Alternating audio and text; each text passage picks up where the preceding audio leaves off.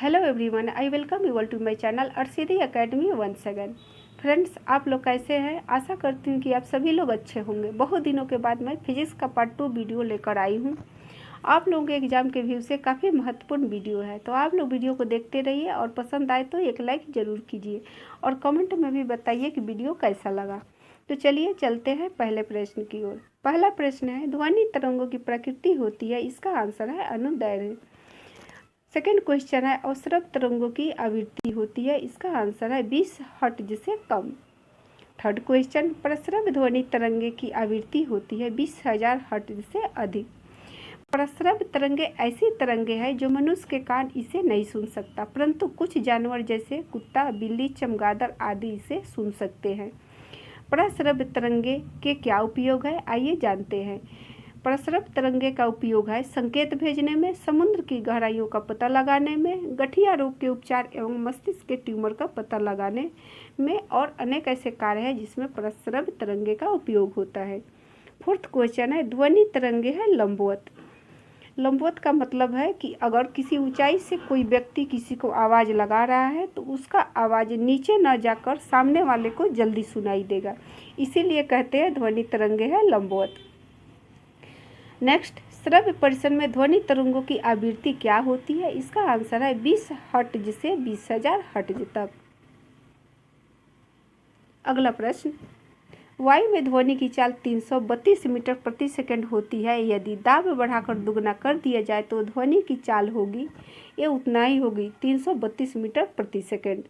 यहाँ विभिन्न माध्यमों में ध्वनि की चाल दिया गया है। यहाँ माध्यम है जैसे अल्युमिनियम, कांच, लोहा इत्यादि, और यहाँ चाल दिया गया है। चाल है मीटर प्रति सेकंड एट 0 डिग्री सेंटीग्रेड। तो यहाँ अल्युमिनियम में है ध्वनि की चाल 6,420 मीटर प्रति सेकंड होती है। हीरा में सबसे ज़्यादा ध्वनि की चाल होती है 12,000 मीटर प्रति सेकंड। और यहाँ कांच में है 5,640 मीटर प्रति सेकंड। और लोहा में है यहाँ 5,130। समुद्र के जल में है 1,533 और साधारण जल में है 1,483 और पारा में है 1,450 और हाइड्रोजन में है 1,269। इसी तरह अल्कोहल में है 1,213 और भाप में है जो 100 डिग्री सेंटीग्रेड से इसमें है 405 और हवा में है 332 और कार्बन डाइऑक्साइड में है 260 मीटर प्रति सेकंड के हिसाब से। तो देखते हैं अगला प्रश्न, ध्वनि की चाल अधिकतम होती है ठोस में।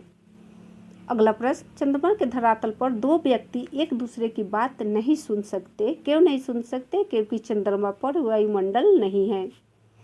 नेक्स्ट, डेसिबल इकाई का प्रयोग किया जाता है। इसका आंसर है ध्वनि की तीव्रता के लिए।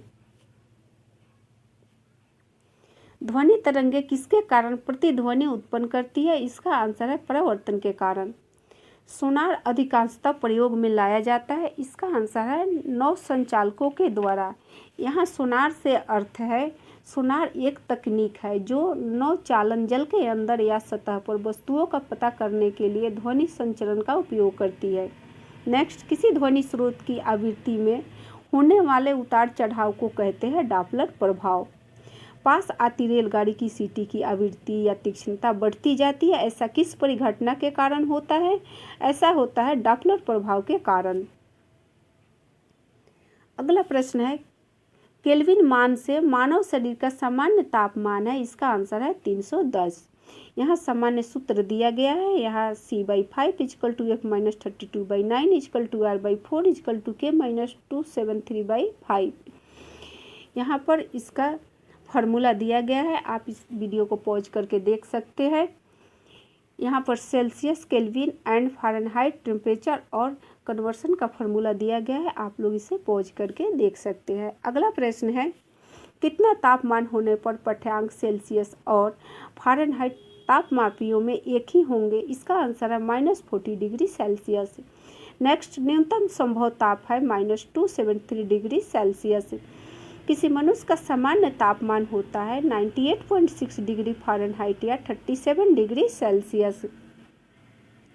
अगला प्रश्न है, ठंड के दिनों में लोहे के गुटके और लकड़ी के गुटकों को प्रातःकाल छुए तो लोहा का गुटका ज़्यादा ठंडा लगता है। क्यों ठंडा लगता है? क्योंकि लकड़ी की तुलना में लोहा ऊष्मा का अच्छा चालक है।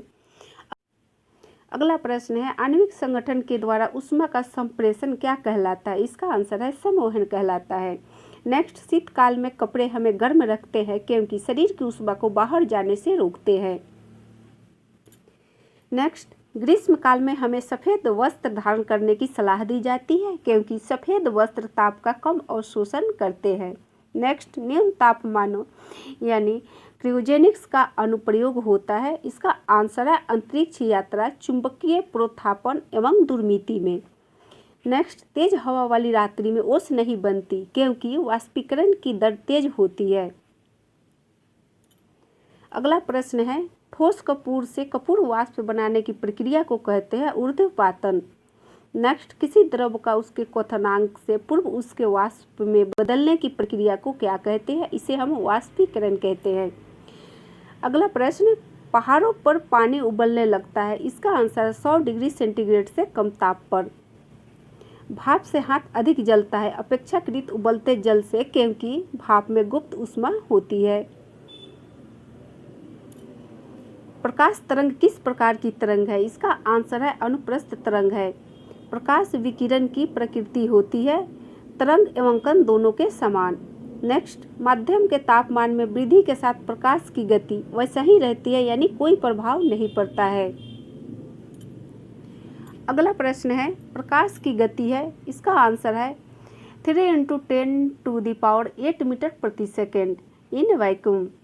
नेक्स्ट, उचित रीति से कटे हीरे की असाधारण चमक का आधारभूत कारण यह है कि उसका अति उच्च अपवर्तन सूचकांक होता है।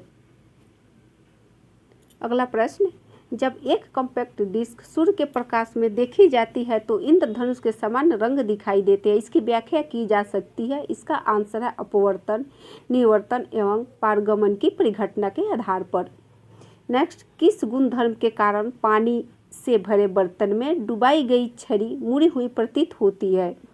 इसका आंसर है अपवर्तन के कारण। नेक्स्ट, एक समतल दर्पण पर आपतित किरण 60 डिग्री का कोण बनाती है तो परावर्तन कोण होगा 60 डिग्री। इसका आंसर है 60 डिग्री। नेक्स्ट, पूर्ण आंतरिक परावर्तन होता है जब प्रकाश जाता है हीरे से कांच में। अगला प्रश्न, मृग तृष्णा यानी मिराज उदाहरण है पूर्ण आंतरिक परावर्तन का। पेट अथवा शरीर के अन्य आंतरिक अंगों के अन्वेषण के लिए प्रयुक्त तकनीकी एंडोस्कोपी आधारित है पूर्ण आंतरिक परावर्तन पर। नेक्स्ट, इंद्रधनुष किस कारण बनता है? इसका आंसर है प्रकाश के अपवर्तन और परावर्तन दोनों के कारण इंद्रधनुष बनता है। अगला प्रश्न, आकाश का रंग नीला प्रतीत होता है। इसका आंसर है प्रकाश के प्रकीर्णन के कारण। वायुमंडल में प्रकाश के विसरण का कारण है धूलकण। नेक्स्ट, खतरे के संकेतों के लिए लाल प्रकाश का प्रयोग किया जाता है क्योंकि इसका प्रकीर्णन सबसे कम होता है। नेक्स्ट प्रश्न को देखते हैं, समुद्र का रंग नीला प्रतीत होता है क्यों? आकाश के परिवर्तन तथा जल के कणों द्वारा प्रकाश के प्रकीर्णन के कारण। नेक्स्ट, अस्त होते समय सूर्य लाल दिखाई देता है किस कारण? प्रकीर्णन के कारण। साबुन के पतले झाग में चमकदार रंगों का बनना किस परिघटना का परिणाम है? इसका आंसर है बहुलित परावर्तन और व्यक्तीकरण। नेक्स्ट, मोटर कार में पश्च दृश्य पीछे के लिए किस दर्पण का प्रयोग किया जाता है? इसमें उत्तल दर्पण का प्रयोग किया जाता है। दाढ़ी बनाने के लिए काम में लेते हैं हम अवतल दर्पण। मानव आँख की रेटिना पर कैसा प्रतिबिंब बनता है? इसका आंसर है वास्तविक तथा उल्टा। नेक्स्ट, जब कोई वस्तु दो समांतर समतल दर्पण के बीच रखी जाती है तो बने हुए प्रतिबिंबों की संख्या होगी अनंत यानी कई गुना।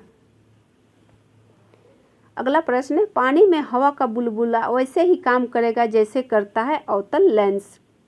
धूप के चश्मे की क्षमता होती है। इसका आंसर है 0 डायोप्टर यानी लेंस की कोई क्षमता नहीं होती।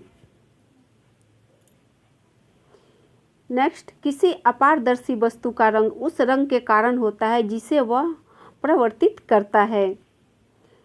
लाल कांच को अधिक ताप पर गर्म करने पर वह दिखाई देगा हरा रंग का। प्रकाश का रंग निश्चित किया जाता है। इसका आंसर है तरंग दैर्घ्य के द्वारा। 3 रंग मूल रंग है, ये है नीला, हरा और लाल। इन्हें प्राथमिक रंग भी कहते हैं। सबसे कम तरंग दैर्घ्य वाला प्रकाश होता है बैंगनी।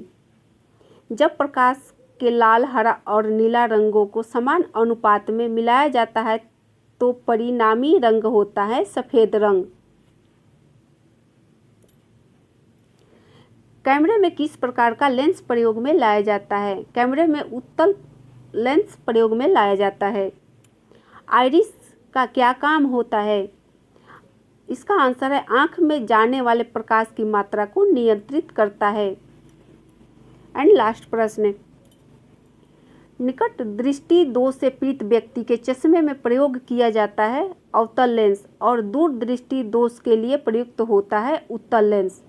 फ्रेंड्स, हमने कुछ प्रश्न और उत्तरों को संग्रहित किया था जो आप लोगों को बता दिया। यह वीडियो कैसा लगा आप लोग कमेंट में ज़रूर बताइए। वीडियो देखने के लिए बहुत बहुत धन्यवाद आपका।